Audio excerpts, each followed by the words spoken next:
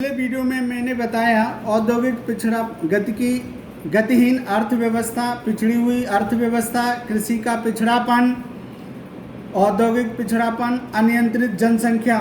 जब लोगों पर कोई काम नहीं था तो मनोरंजन के साधन नहीं थे तो अनियंत्रित जनसंख्या बोले या निर्धनता बोले, निर्धनता ठीक है, अनियंत्रित निर्धनता, गरीबी।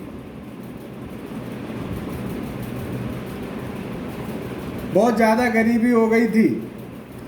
नंबर 6, आधारिक संरचना का अभाव। आधारिक संरचना यानी कि उनके पास कोई मजबूत आधार नहीं था, कोई व्यवसाय नहीं था, कोई मकान नहीं था, इसलिए आधारिक संरचना का कम विकास हुआ।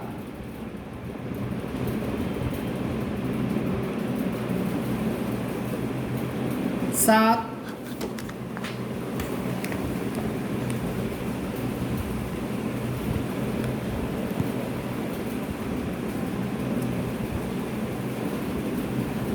सीमित शहरीकरण। सीमित शहरीकरण लोगों को गांव तक ही सीमित रखा, क्योंकि वो खेती करें, बंधुआ मजदूर बना के रखा।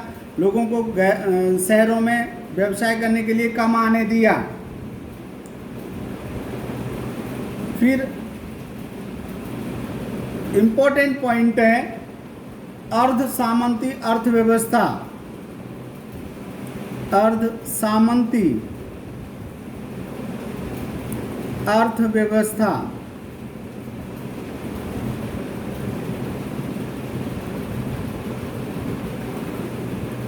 स्वतंत्रता प्राप्ति के समय भारतीय अर्थव्यवस्था में न तो पूर्ण रूप से सामंती थी और न ही पूंजीवादी अर्थव्यवस्था थी।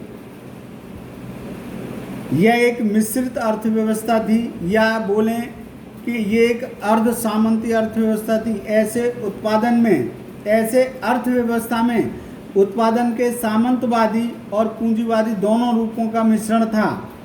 उत्पाद के सामंतवादी रूप में के कारण उत्पादकता कम थी, कम उत्पादकता के जिससे पिछड़ापन उत्पन्न हो गया था। सामंतवादी क्यों थी? क्योंकि हम केवल एक ही व्यक्ति के बंधुआ मजदूर रह गए थे। अगला पॉइंट है मोस्ट औपनिवेशिक अर्थव्यवस्था। औपनिवेशिक अर्थव्यवस्था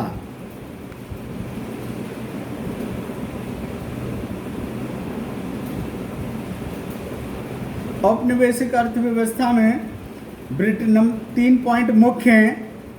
नंबर 1, ब्रिटिश सरकार ने भारी कर लगाकर घरेलू उद्योगों पर अंकुश लगा दिया था। अगर कोई व्यक्ति अपना सामान घर बना के बेचता था, बहुत ज़्यादा टैक्स लगा दिया था उस पर। नंबर 2, इसलिए भारतीयों को उन्हीं की बनाई हुई वस्तुओं को खरीदने के लिए मजबूर होना पड़ता था। नंबर 2, भारतीय अर्थव्यवस्था का ब्रिटिश उद्योग के लिए कच्चे माल के रूप में प्रयोग किया जाता था, जिस पर शुल्क ना के बराबर था, बहुत कम शुल्क था।